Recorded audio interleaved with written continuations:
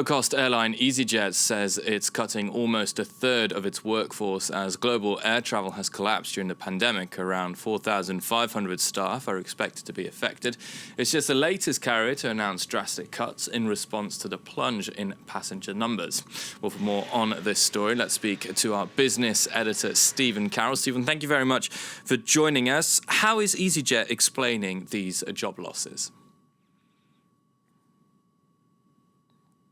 All of its flights since the end of March, and says that they won't start again until the 15th of June. And it says that the level of passenger numbers that they achieved in 2019 won't be met again until 2023. So it's a massive dent to its business, and that's why it's come to the conclusion that it needs to cut 30% of its workforce, around 4,500 employees. It's not just Easyjet that have been affected. Major carriers around the world have been cutting jobs. British Airways notably cutting 12,000 jobs, around 28% of its workforce. Ryanair cutting 3,000 jobs. That's around 15% of its workforce.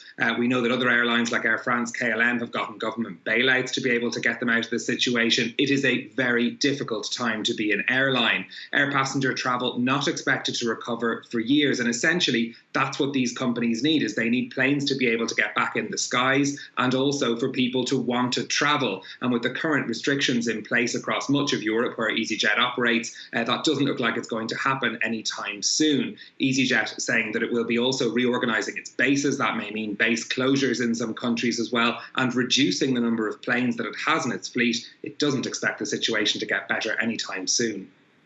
Stephen, let's turn to a completely different story now. Twitter applied a fact-checking notice to one of President Trump's tweets. He now says he's set to sign an executive order targeting social media companies. What more can you tell us?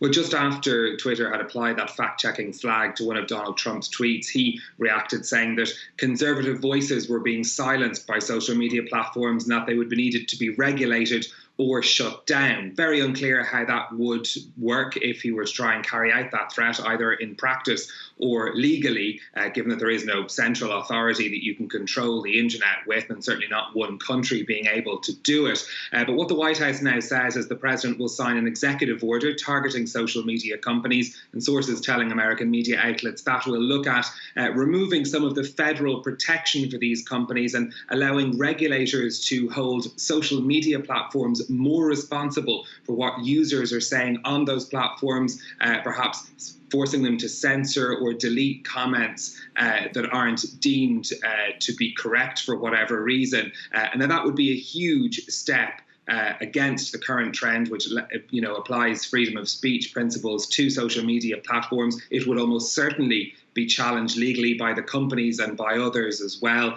But of course, we must remember this is an election year, so Donald Trump perhaps playing more to a political audience than with any real hope that these legal steps will take effect and have a major change on the way social media companies will operate. Our business editor, Stephen Carroll. Stephen, thank you very much for your analysis. Thank you.